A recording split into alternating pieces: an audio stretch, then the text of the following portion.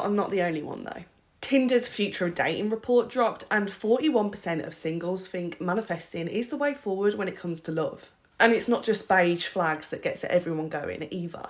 86% of Tinder members between 18 and 24 said the top green flag was being able to be themselves around their match. Because let's be honest, what's the point in not being able to be yourself? 64% of young singles said they're comfortable with those awkward and cringy moments on a first date, so long as it's authentic. AKA, definitely reveal your beige flags at the dinner table.